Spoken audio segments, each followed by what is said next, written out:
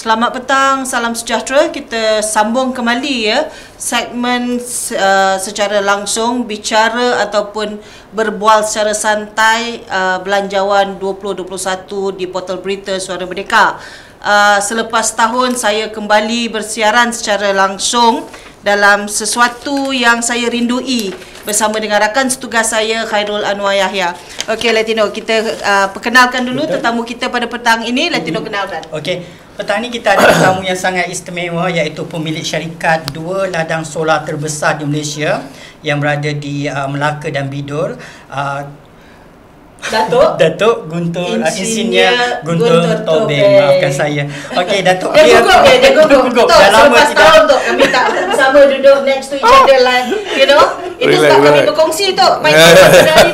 Pengarah urusan kumpulan Gading Kencana yang memiliki dua ladang solar terbesar di Malaysia, iaitu di Melaka dan juga di Bidor, dan bakal membina satu lagi ladang solar juga di Bidor. Projeknya akan dikemukakan bermula pada awal tahun depan, dan juga mempunyai satu lagi projek industri hijau, iaitu tenaga hidro yang juga di Perak. Jadi Datuk, kami nak tanya, kami menjemput ni sempena belanjawan 2021.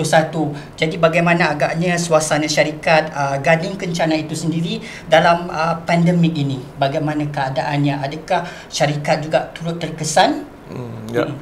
Terima kasih Latino dan Apak kerana sudi menjemput saya ke studio pada petang ini. Kesan COVID-19 itu sangat ketara ya. Dalam industri, banyak-banyak industri, walaupun kita industri teknologi hijau, kita bernasib baik kerana kita mempunyai dua ladang solar. Jadi sewaktu COVID-19 itu berlaku, kesan yang pertama sekali, permintaan tenaga seluruh negara jatuh. Biasanya permintaan tenaga adalah 18 gigawatt dalam satu masa. Tapi sewaktu COVID-19 berlaku, oleh kilang ditutup dan yang tinggal hanya isi rumah, dan kilang komersial dengan industrial ini merupakan 70% daripada pengguna tenaga yang dijana. Jadi permintaan tenaga turun daripada 18 gigawatt kepada 11 gigawatt. Itu banyak. Ini menyebabkan sistem marginal price pun jatuh, rendah. Walau macam mana pun, apabila kita sudah mula dengan PKPB, permintaan itu sudah meningkat dengan gradual, dengan steady. Dan pada masa yang sama juga menyebabkan harga gas di pasaran juga turun kepada $25 1 MMBTU, dan bulan lepas turun lagi kepada RM16 1 BBTU. Ini menyebabkan sistem marginal price pun jatuh lagi. Tetapi kita dari segi industri teknologi hijau, untuk syarikat pelabur-pelabur yang mempunyai solar farm, kita mendapat kesan bahawa dalam keadaan PKP, cuaca lebih cerah, keadaan lebih baik, pencemaran kurang. Jadi generation of solar energy itu lebih tinggi. Kita dapati ada positif dia, lebih tinggi sebanyak 5%. Dan bisnes kita yang satu lagi, iaitu EPC sebagai kontraktor pemasang solar, itu kita parah. Jadi kita dapat, selalunya kita dapat menjana sehingga 50 juta setahun, tapi kali ini turunlah, sangat rendah lah. Semasa tempoh PKP itu kita tak ada projek yang dibuat, dan syukur kita ada solar farm. Jadi pendapatan daripada solar farm itu digunakan untuk menampung kos dan semua staf kita, dan alhamdulillah dalam tempoh ni seorang pun kita tak ada pecat dan kita tak ada terminate. Pekerja-pekerja kita sokong dan kita bantu sepanjang masa PKP ni. Budaya kerja pun sama juga, Datuk? Ya, budaya kerja dia berubah. Kita terpaksa bekerja dari rumah. Kita bekerja daripada pukul 10 pagi hingga pukul 2 petang. Dan kita selalu buat swab test. Kita sanitize office. Sebulan sekali kita sanitize office dan kita buat swab test. Dengan swab test tu kita dapat yakin bahawa pekerja kita tu masih lagi selamat daripada terkena pandemik COVID-19 ni. Dan apabila mereka keluar berjumpa dengan pelanggan, mereka balik, mereka cuci, dan kalau keluar, balik rumah terus, tak payah datang office, mandi dan tunggu besok masuk office.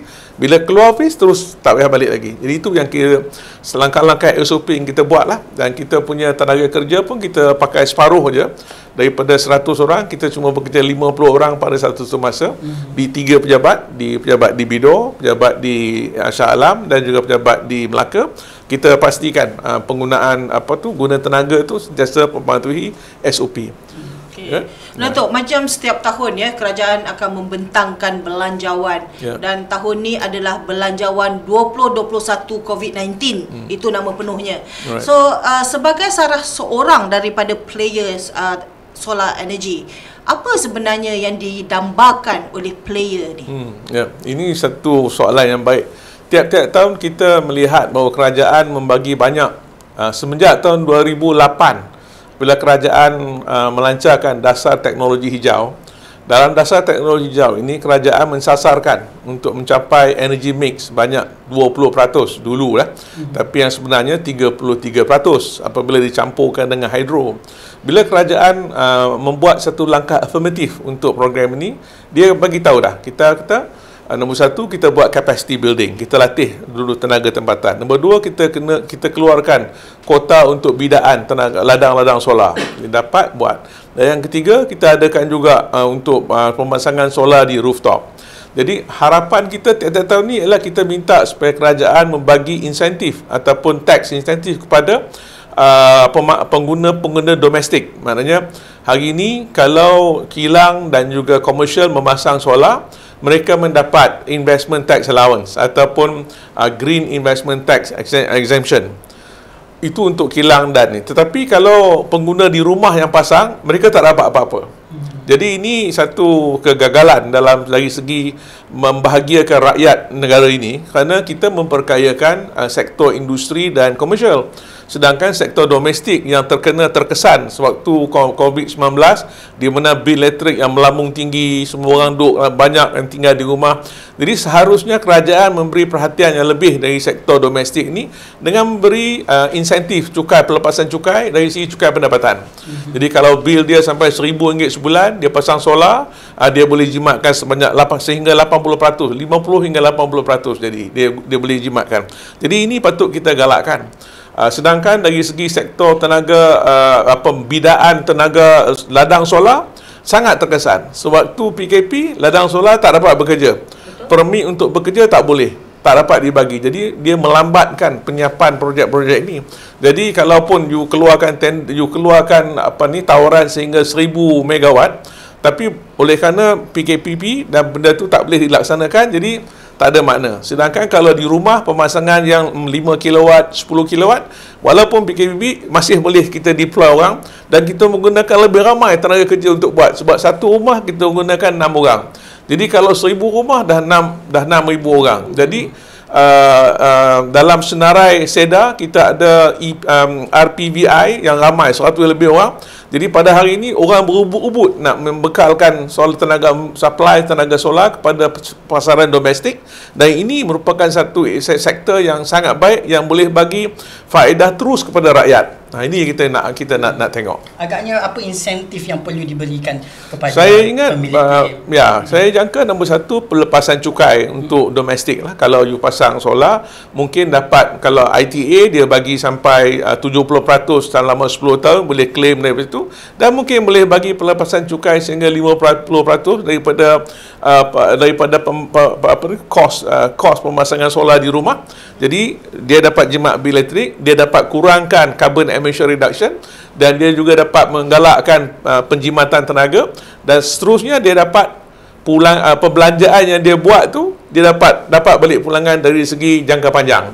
Selalunya kalau di rumah, kalau nak pasang, nak belanja apa-apa pun, kalau kita kata nak pasang solar sampai 30,000, nanti orang rumah kan kata 30,000 baik buat dapur aku lah bang kan.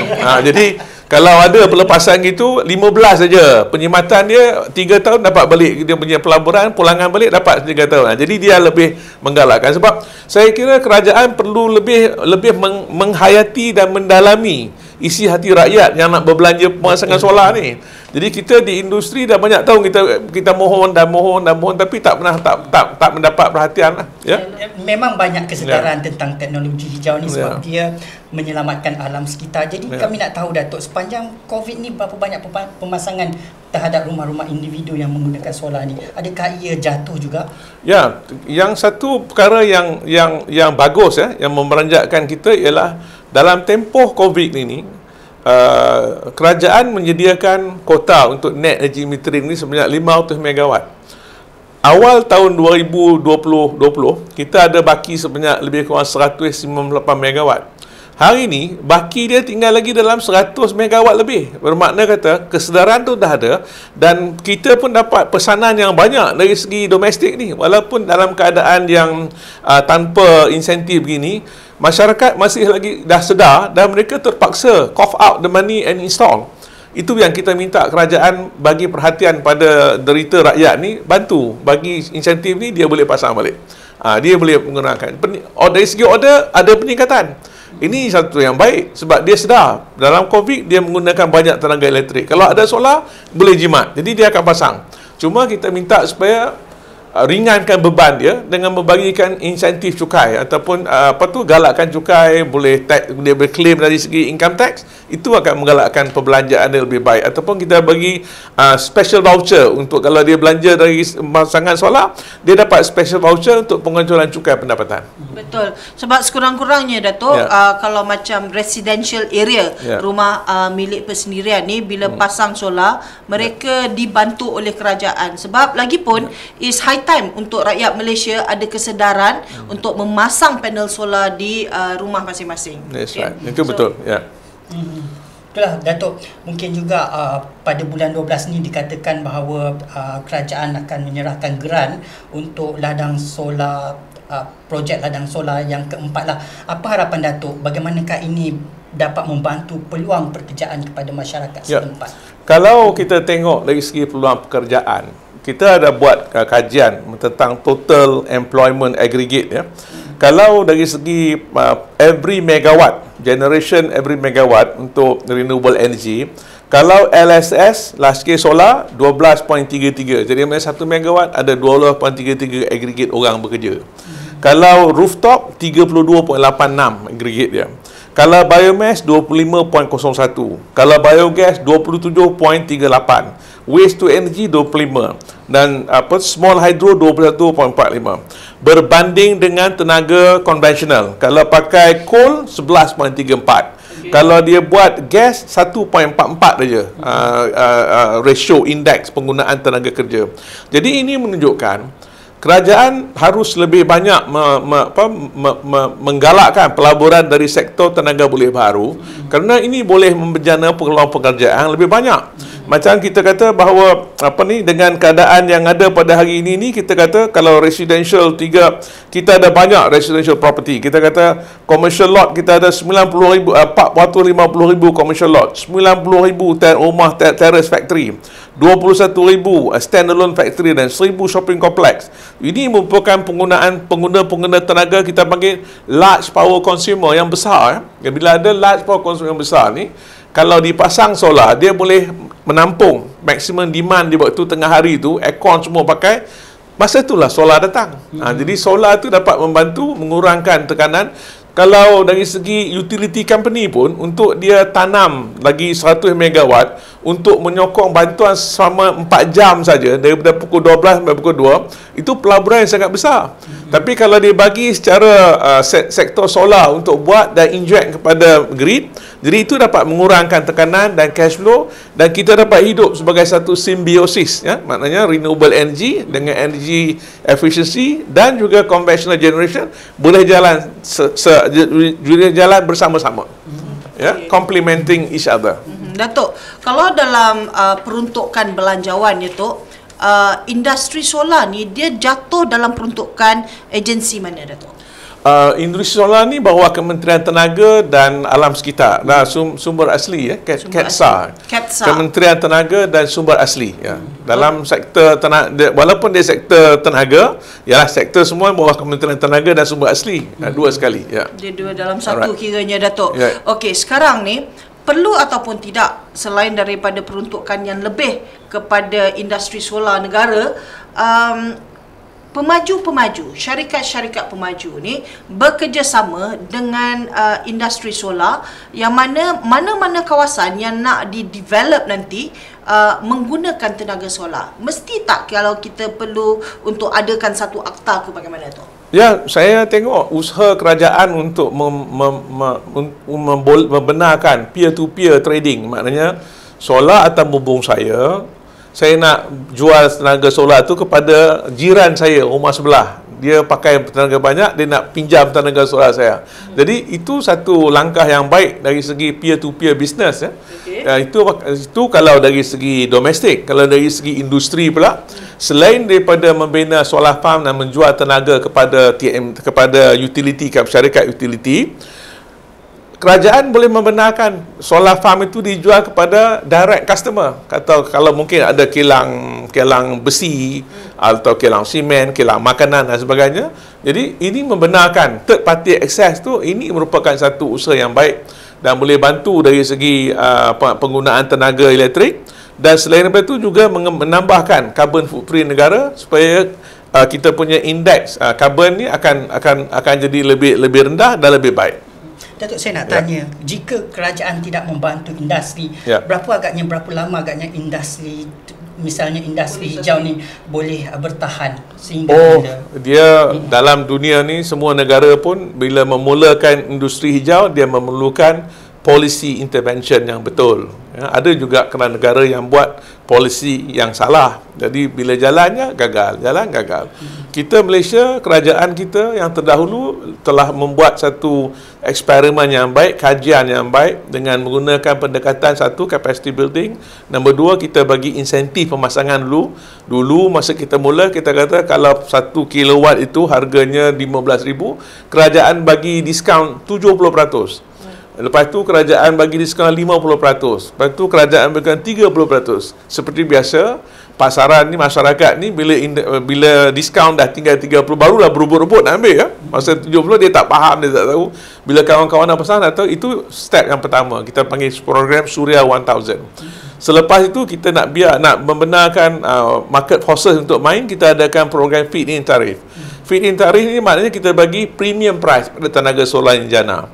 Kalau kita beli tenaga elektrik daripada utility sebanyak 57 sen di rumah, kalau jana tenaga solar, dia bayar RM1.30. Domestik pun boleh jana, industri dan komersial pun boleh jana dan jual pada grid.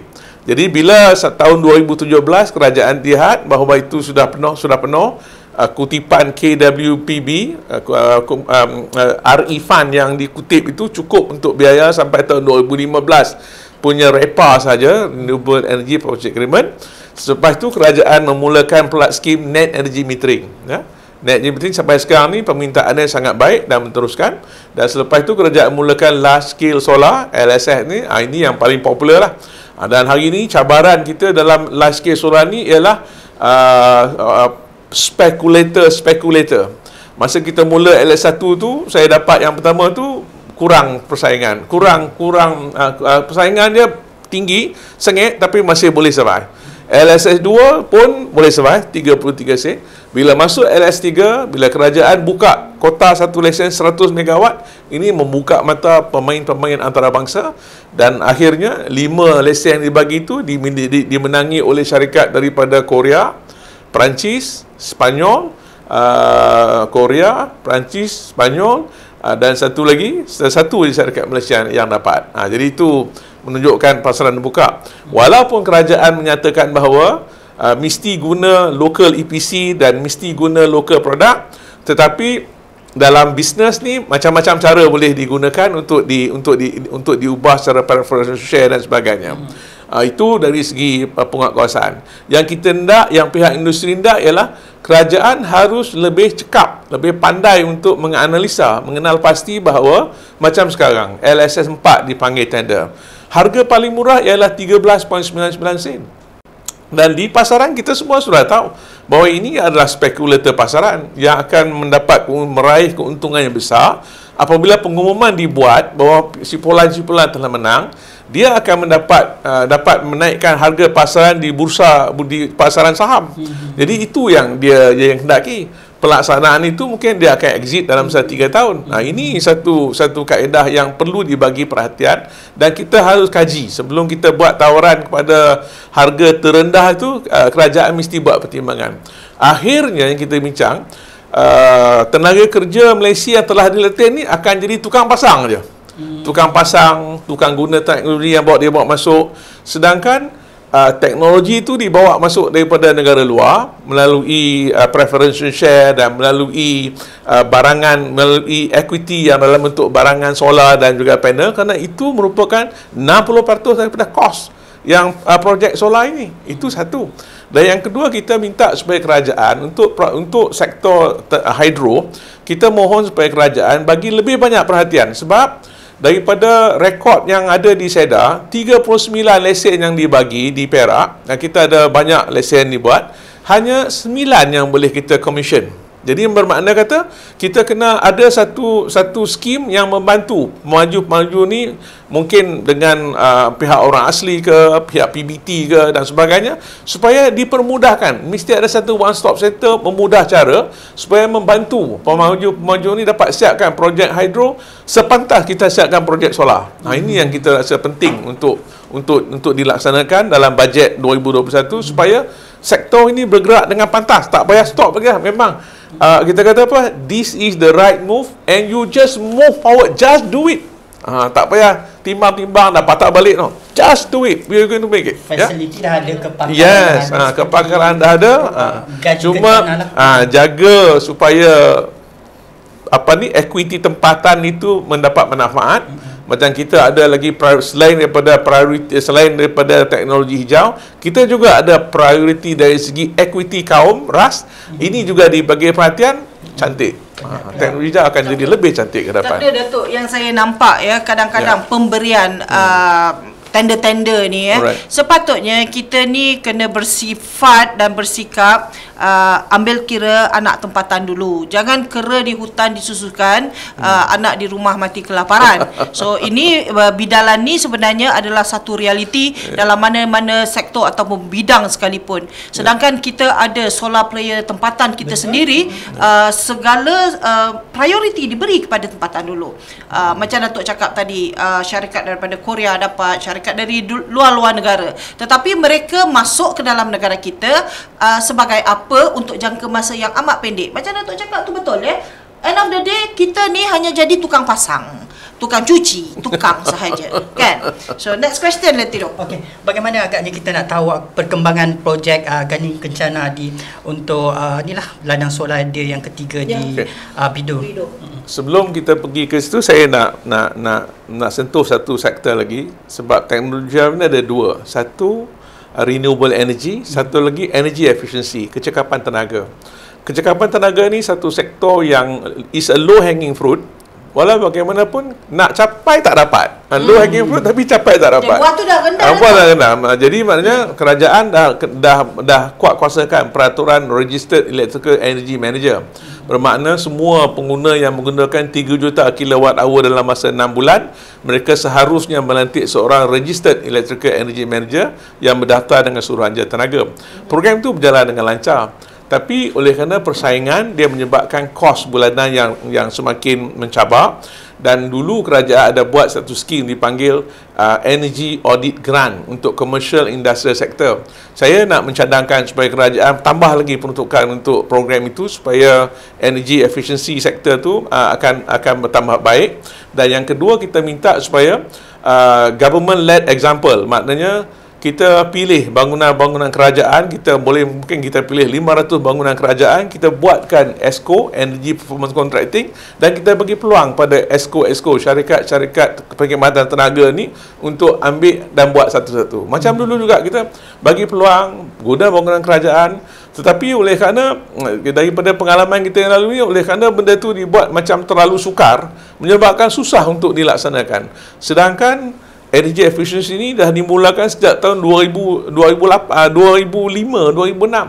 Masih tak boleh pick up. Solar dimulakan 2008. Hari ini solar dah multi-billion dollars business. Sedangkan EE masih lagi berangkat-angkat. Jadi ini kerajaan patut bagi perhatian yang serius. Tengok bagaimana boleh bantu, dan kalau tak boleh, pilih company-company yang mampu untuk buat projek ni, bagi je sebagai satu satu direct negotiation contract untuk dilaksanakan, dan kita pantau 5 tahun.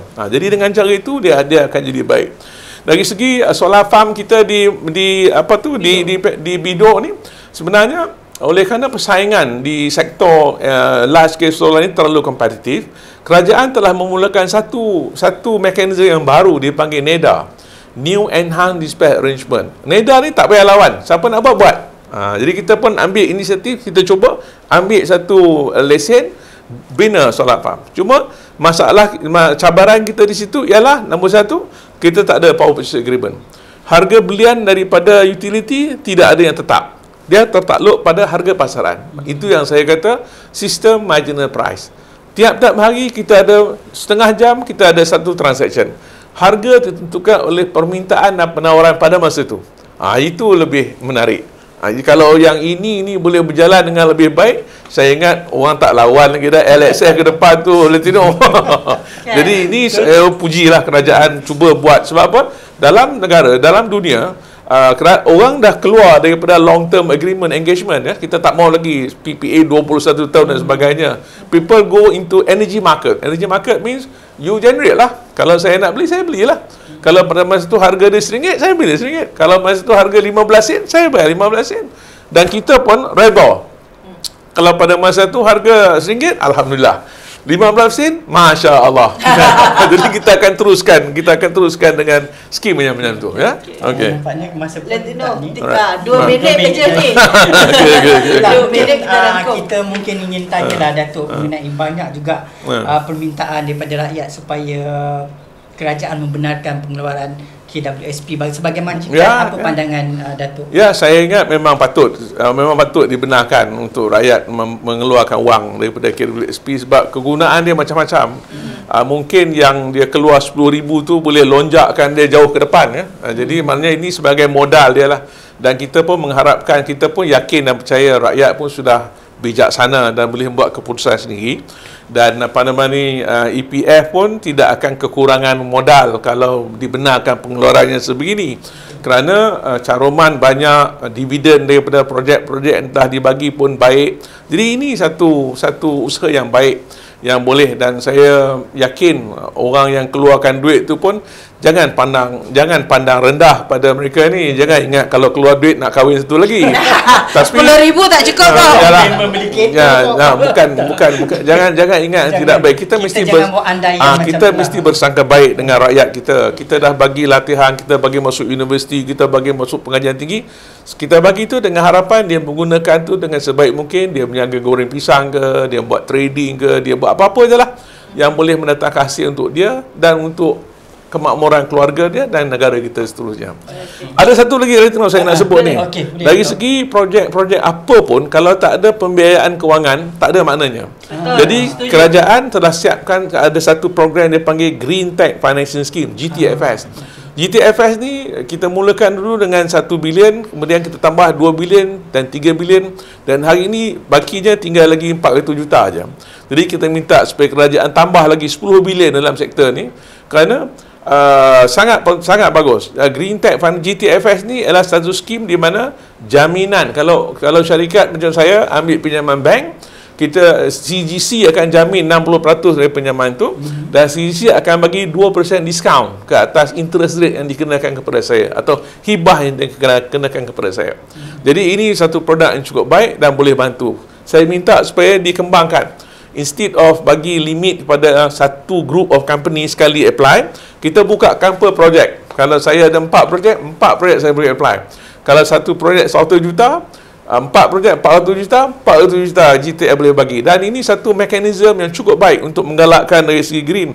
Cuma yang saya minta ialah macam sekarang, dulu kita bayar 10,000 je untuk proses permohonan GTFS. Tapi hari ini kita dikenakan fee sebanyak 0.25% of the amount. Kalau kita minta 36 juta, kita kena bayar 75,000. Itu banyak bayar upfront. Dulu dapat baru bayar. Ini dapat masa kita dah start buat tu baru bayar. Ini sekarang belum dapat bayar dulu. Dah kena bayar dulu. Bayar dulu, dah lulus dah. Kita bukan mendapat duit sekarang, kita dapat sijil je. Bila dia disburse duit tahun depan, barulah tahun depan nak pakai. Jadi kita dah keluar duit dulu banyak upfront. Jadi ini membebankan usahawan lah. Lepas tu kalau tenor lebih pada 10 tahun, 0.5%, lagi tinggi daripada processing bank loan. Jadi ini kita minta kerajaan kaji semula dari segi itulah. Dari situ, dan maksimum dulu kita kenakan maksimum 100 juta. kita boleh buka lagi lah supaya sekarang ni kita sekarang ni kalau 50 megawatt solar harganya lebih kurang 120 juta.